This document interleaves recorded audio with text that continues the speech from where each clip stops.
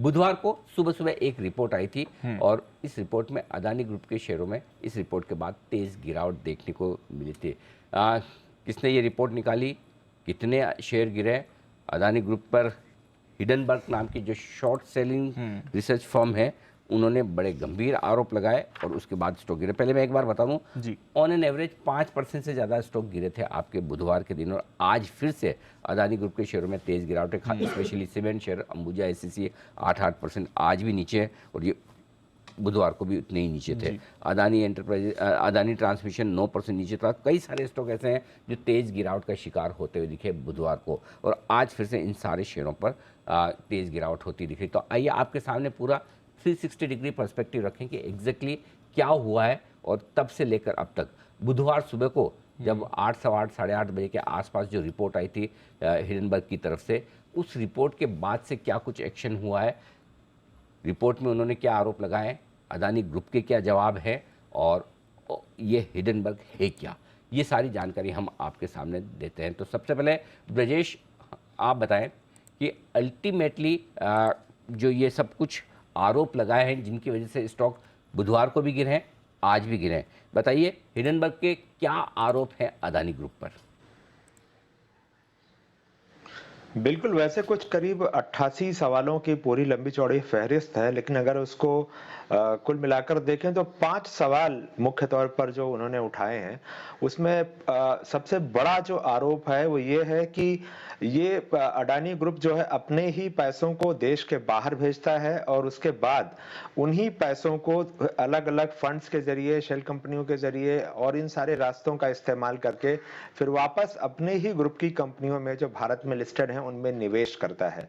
और इस तरह से आरोप है कि शेयरों के भाव खुद जो है वो इन्होंने चढ़ा कर रखा हुआ है। दूसरा जो आरोप है वो ये है कि शेयरों को चढ़ाने के लिए जो मार्केट के बड़े ऑपरेटर हैं उनका इस्तेमाल किया उन्होंने, और इस तरह का आरोप जो है लगाया कि ऑपरेटरों के जरिए जो है वो शेयर को चढ़ाया जाता है अडानी ग्रुप में। तीसरा जो आरोप है वो ये है कि पैसों को गलत ढंग से देश के बाहर भेजा, यानी साइफनिंग किया, और उसके बाद ये भी आरोप है कि बहुत सारा जो इनका कामकाज है उसको ये लोग बढ़ा चढ़ाकर दिखाते हैं, यानी नंबर्स जो है वो बहुत ठीक नहीं है इनके। और जो चौथा आरोप है वो ये है कि परिवार के कई सदस्यों का विवादों से लेना देना रहा है, उसमें से कुछ लोगों की गिरफ्तारियां हुई हैं, कहीं कस्टम्स इवेजन का मामला है, कहीं दूसरे इंपोर्ट का मामला है, और परिवार में जो खासतौर पर 3 लोगों का नाम लिया गया है, जिसमें 2 अडानी के बड़े भाई हैं और एक उनके और करीबी रिश्तेदार हैं। और चौथा जो आरोप है कि इनके जो खाते हैं वो शायद ठीक नहीं है, इसी वजह से 8 साल में 4 सीएफओ इस्तीफा दे चुके हैं। तो ये कुछ आरोप है, 5 बड़े आरोप हैं जो हिडनबर्ग की तरफ से अदानी ग्रुप पर लगाए गए हैं, और उसकी वजह से आपने बुधवार को और आज फिर से लगातार 2 दिन इन शेयरों में तेज़ गिरावट देखी है। और ये गिरावट सिर्फ अदानी ग्रुप के शेयरों तक सीमित नहीं है, और चूंकि इनके आरोप लगे हैं तो उसके चलते कई सारे बैंकिंग शेयर ऐसे हैं जो भी तेज़ी से फिसलते दिख रहे हैं। लेकिन क्या वाकई में हिडनबर्ग ऐसी फर्म है, शॉर्ट सेलिंग फर्म है, रिसर्च फर्म है, जिसके आरोपों में क्या इतना दम है, और इस कंपनी का, इस रिसर्च फर्म का, इस शॉर्ट सेलर फर्म का बैकग्राउंड क्या है, ये भी जानना समझना जरूरी कि आखिरकार हिडनबर्ग है कौन। तो आशीष हमारे साथ हैं इस वक्त बताने के लिए। आशीष बताइए, Hindenburg short seller research firm ये है क्या, कहाँ से कामकाज करती है, और इनका पुराना इतिहास क्या है? बिल्कुल सर, पूरा ट्रैक रिकॉर्ड भी आपके सामने रखूंगा, लेकिन यूएस की बहुत ज़्यादा पॉपुलर शॉर्ट सेलर जो है रिसर्च फर्म है, और ये इनकी जो स्पेशलिटी है वो शॉर्ट सेलिंग में ही है। नेट एंडरसन करके जो है, इन्होंने इनकी शुरुआत की थी, CFA है, और साथ में अगर आप देखें तो CAIA की भी जो डिग्री इनके पास है। और सबसे ज़्यादा जो है खबरों में आई 2020 के बाद, अगर आप देखें तो यहाँ पर इन्होंने करीब 2020 के बाद 30 कंपनियों पर अपनी रिपोर्ट निकाली है। और जो ट्रैक रिकॉर्ड है मैं आपके सामने रखता हूँ कि रिपोर्ट के अगले दिन, जब रिपोर्ट निकालते हैं उसके अगले दिन औसतन अगर आप अभी तक का ट्रैक रिकॉर्ड देखें तो 15% की गिरावट इनके स्टॉक्स में देखने को मिलती है, और अगले 6 महीने में भी देखें तो औसतन 26% का बड़ा कट यहाँ पर आपको देखने को मिलता है। मशहूर सबसे ज़्यादा हुए थे 2020 में, जब इन्होंने निकोला पर एक रिपोर्ट निकाली थी, और इस रिपोर्ट निकलने के बाद स्टॉक में सर एकाएक लगातार करीब 94% की बड़ी गिरावट यहाँ पर आपको देखने को मिली थी। कुछ और भी बैकग्राउंड है जो मैं आपके सामने रखना चाहता हूं कि हिंडनबर्ग जो है अगर आप देखें तो इनके खिलाफ US department of justice already जांच कर रहा है। जांच इसके लिए कर रहा है कि इनके ऊपर आरोप ये है कि दूसरे हेज फंड्स के साथ मिलकर पहले से जो है शॉर्ट पोजीशंस बना लेते हैं और हेज फंड्स इसका जो है फ़ायदा लेते हैं। हालांकि अगर आप इनकी वेबसाइट पर भी देखें, विकिपीडिया पर भी पढ़ के देखेंगे तो दरअसल क्या करता है हिंडनबर्ग, जो रिपोर्ट निकालता है, इस रिपोर्ट निकालने से पहले, पब्लिक करने से पहले इनके 10 बड़े निवेशक हैं इनके साथ, ओके, इनको ऑलरेडी पहले ये रिपोर्ट जो है साझा कर देते हैं और उसके बाद जो शॉर्ट सेलिंग ये निवेशक लेते हैं उससे जो कमीशन है वो हिंडनबर्ग लेता है। तो इंटरेस्टिंग चीज़ ये है कि एक इनका मेन काम है वो शॉर्ट सेलिंग का। बिल्कुल। और जो निकोला, जिस पर इनकी सबसे ज़बरदस्त रिपोर्ट थी, दीप मुझे याद है वो वाकया, इसमें ये इलेक्ट्रिक ट्रक्स बनाने वाली कंपनी है और इन्होंने दावा किया था कि इनकी ट्रक एक पर्टिकुलर स्पीड से ज़्यादा दौड़ती है और इन्होंने वो रिपोर्ट में दिखाया कि वो एक चढ़ाई को चढ़ नहीं पाए, उल्टा रिवर्स आ गई ट्रक। तो ये ट्रक की ताकत, और वो निकलने के बाद निकोला का स्टॉक तेजी से घटा भी था। अब आप ये कह रहे हैं कि इस फर्म का ट्रैक रिकॉर्ड ये है कि औसतन शेयरों में गिरावट 15% दिखती है। हालांकि अदानी ग्रुप के शेयरों में परसों तो 15% नहीं थे, लेकिन काफ़ी शेयर परसों और आज की मिलाकर देखें तो काफ़ी 15% है। जरा इसकी रिपोर्ट, जो स्टॉक्स के बारे में बताएं, जिन स्टॉक्स पर इन्होंने रिपोर्ट निकाली उनका क्या एक्शन अगले दिन या 3 महीने बाद हुआ है वो बताइए। बिल्कुल सर, पूरा रिपोर्ट है मेरे पास। यहाँ पर अगर आप देखें तो SC वर्क्स करके कंपनी थी जो इन्होंने हाल ही में यहाँ पर रिपोर्ट निकाली और जिसके अगले दिन स्टॉक में 3-3.5% की गिरावट आई।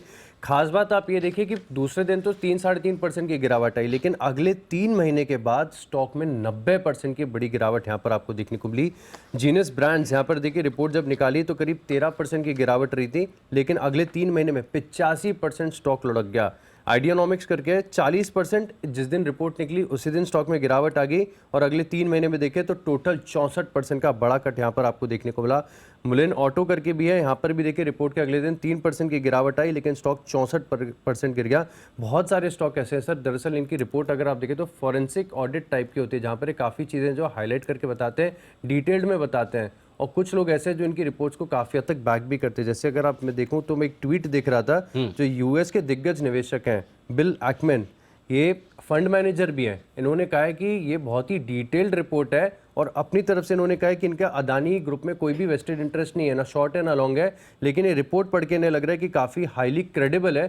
तो इनकी तरफ से भी अगर आप देखें तो एक वैलिडेशन आ रहा है। ओके, तो चलिए, ये बिल ऑकमैन करके हैं, उन्होंने इस पर लिखा है। लेकिन इस रिपोर्ट के बाद अदानी ग्रुप और हिंडनबर्ग दोनों के बीच में ज़बरदस्त वाद विवाद है। एक के बाद एक दोनों के प्रेस रिलीज आ रहे हैं, एक दूसरे का जवाब भी दे रहे हैं, प्रेस रिलीज के जरिए भी और कुछ फैक्ट्स के जरिए भी। ब्रजेश हमारे साथ हैं। ब्रजेश, बताइए दोनों तरफ से किस तरह के इंडिकेशंस, किस तरह के स्टेटमेंट्स आ रहे हैं और किस तरह के जवाब दिए जा रहे हैं, किस तरह के सवाल पूछे जा रहे हैं?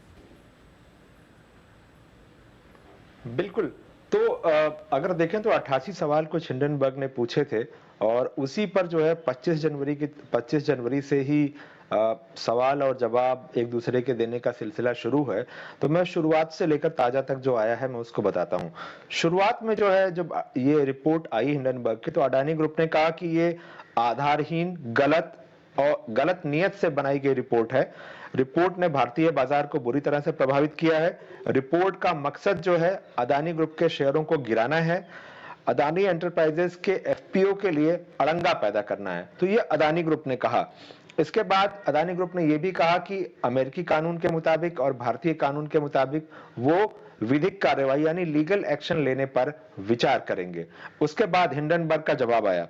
हिंडनबर्ग ने यह कहा कि हम अदानी ग्रुप की जो कानूनी कार्रवाई है उसका स्वागत करते हैं। अदानी ग्रुप को अमेरिका में केस दाखिल करना चाहिए और वहां पर अगर अमेरिका में केस दाखिल करता है अदानी ग्रुप तो इसका हमें फायदा होगा, क्योंकि हमें जो बहुत सारे दस्तावेज चाहिए थे वो हम जब कानूनी कार्रवाई अदानी ग्रुप अमेरिका में शुरू करेगा तो हमारे लिए उन दस्तावेजों को हासिल करने का एक रास्ता खुल जाएगा। इसके बाद अब अदानी ग्रुप की ओर से जो और पॉइंट वाइज रिप्लाई देने की कोशिश की गई है, उसमें अडानी एंटरप्राइजेज जो सबसे बड़ी एंटिटी है उसने जो इन्वेस्टर्स को प्रेजेंटेशन दिया इस मामले पे अपना पक्ष रखने के लिए, उसमें हिंडनबर्ग के आरोपों को कुछ इस तरह से काउंटर किया गया है। उन्होंने ये कहा है कि 88 में से जो 21 सवाल हैं वो हमारे डिस्क्लोजर से उठाए गए हैं जो अलग अलग सालों में अदानी ग्रुप ने दिया है। तो ये दावा करना कि 2 साल की कड़ी मेहनत और बहुत बड़ी इन्वेस्टिगेशन के बाद इन्होंने कुछ ऐसा निकाला है जो अब तक किसी को पता नहीं था, तो ये बात इस दावे में दम नहीं है। दूसरी बात उन्होंने कही कि 9 में से 8 लिस्टेड कंपनियां हैं जिसमें से कि 6 बड़ी जो ऑडिट फर्म्स हैं वो ऑडिटर हैं। ये भी कहा कि 100 से ज्यादा ग्रुप कंपनियां, रिलेटेड एंटिटीज, बाकी चीजें हैं, रिलेटेड ग्रुप्स हैं, वहां पर 3 ग्लोबल रेटिंग एजेंसी और 7 घरेलू रेटिंग एजेंसियों ने रेटिंग की है और सारी चीजें उन्होंने देखी हैं। 6 कंपनियां ऐसे रेगुलेटर के दायरे में हैं जहां पर स्पेसिफिक रेगुलेटर्स हैं, जहां पर लागत और कैपेक्स और इनकम, रेवेन्यू, ये सारी चीजें डिस्क्लोज करनी पड़ती हैं। सब कुछ एक तरह से कहें तो उनकी निगरानी में लाना पड़ता है और उसके बाद जाकर तस्वीर साफ होती है। और प्रमोटर पे जो कर्जे हैं उसको लेकर ये कहा कि कुल प्रमोटर लेवरेज, जो प्रमोटर की होल्डिंग है, उससे 4% से भी कम है। यानी कि वाद विवाद जारी है और इस वाद विवाद में अब बहुत सारे और लोग भी कूदते हुए नजर आ रहे हैं। मसलन CLSC की तरफ से अभी एक रिपोर्ट आई है और वो बताने चाह रहे हैं कि डेट कहाँ है, कितना है, कैसे है। एक और इन शेयर होल्डर्स एक्टिविज्म करने वाली कंपनी है इनगवन, उनकी तरफ से भी रिपोर्ट आई है। अभी हम इन रिपोर्ट्स को और विस्तार से पढ़ेंगे, लेकिन हाँ एक बात तय है कि जिस तरह से दोनों ही की तरफ से, अदानी ग्रुप की तरफ से भी और हिंडनबर्ग की तरफ से भी लगातार एक दूसरे पर आरोप प्रत्यारोप लगाए जा रहे हैं, जवाब दिए जा रहे हैं, सवाल पूछे जा रहे हैं। ऐसा लग रहा है मामला जल्द शांत होने वाला नहीं नजर आ रहा है। इस पर एक्शन लंबा चलेगा, बड़ा चलेगा दोनों ही तरफ से, ये पूरे संकेत है। पहली बात।